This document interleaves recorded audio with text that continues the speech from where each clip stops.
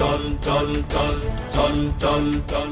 গুপ্ত লেখা সংবলিত শিবিরের একটি ব্যানার এখন সামাজিক যোগাযোগ মাধ্যমে ভাইরাল, যেটির সামনে দাঁড়িয়ে সেলফি ও ফটো সেশনের জন্য ভিড় করছেন ঢাকা বিশ্ববিদ্যালয়ের শিক্ষার্থীরা।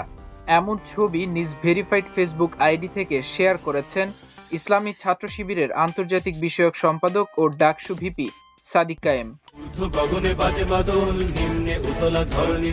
ঢাকা বিশ্ববিদ্যালয়ের 2025-26 শিক্ষাবর্ষের নবীন শিক্ষার্থীদের নিয়ে শিবিরের ঢাবি শাখা আজ নবীন বরণ অনুষ্ঠান আয়োজন করেছে।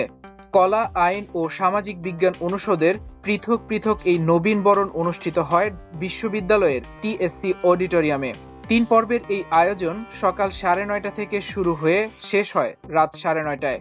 আয়োজনটা খুবই সুন্দর হয়েছে, অনেক ওয়েল অর্গানাইজ। ঢাবি শিবিরের এই আয়োজনে সবচেয়ে বেশি নজর কেড়েছে ফটো ফ্রেম ও ব্যতিক্রমী ব্যানারগুলো। এর মধ্যে 2 তরুণের ছবি সংবলিত একটি ব্যানারে চিত্রিত হয়েছে গাছের গুড়ির উপরে বসে থাকা একজন অপর এক তরুণকে আঙুল দিয়ে ইশারা করে বলছে, এই গুপ্ত গুপ্ত। আর এই ব্যানারটিকে ঘিরে যেন ছবি ও সেলফি তোলার হিড়িক পড়েছে অনুষ্ঠানে আগত শিক্ষার্থীদের মাঝে। অনলাইনেও যেরকম বাস্তবেও সেরকম, ওনারা সবসময় আমার কাছে ভালোই লাগে, আমার শিবির দল হিসাবে ভালোই লাগে। সম্প্রতি ছাত্র রাজনীতিতে শিবিরকে অপরাপর ছাত্র সংগঠনগুলোর গুপ্ত ট্যাগিং নিয়মিত ব্যাপার হয়ে দাঁড়িয়েছে। এমন পরিস্থিতিতে ঢাবি শিবিরের এই ব্যানার সোশ্যাল মিডিয়ায় ব্যাপক চাঞ্চল্যের জন্ম দিয়েছে। নেটিজেনরা বিষয়টিকে গুপ্ত ট্যাগিং এর বিরুদ্ধে ব্যতিক্রমী প্রতিবাদ বলে ঢাবি শাখা শিবিরকে প্রশংসায় ভাসাচ্ছেন। এটা সম্পূর্ণরূপে একটা অরাজনৈতিক অনুষ্ঠান ছিল বলেই মনে হয়েছে। এছাড়া শিক্ষার্থীদের সেলফি ও ফটো সেশনের জন্য ভিড় জমাতে দেখা গেছে। বিপ্লবী শহীদ শরীফ ওসমান হাদির অমর উক্তি জান দেব জুলাই দেব না লেখা ব্যানারে, আম্মু আমি ঢাবিতে চান্স পেয়েছি লেখা সংবলিত ফটো ফ্রেম এবং পড়াশোনা করো তো লেখা ব্যানারের সামনে।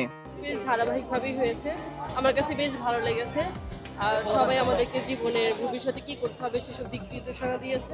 অনুষ্ঠানে ডাকসু ভিপি সাদিক কায়েমের সাথে সেলফি তুলতে ও তার কাছ থেকে অটোগ্রাফ নিতেও ভিড় করেন নবীন ছাত্রীরা।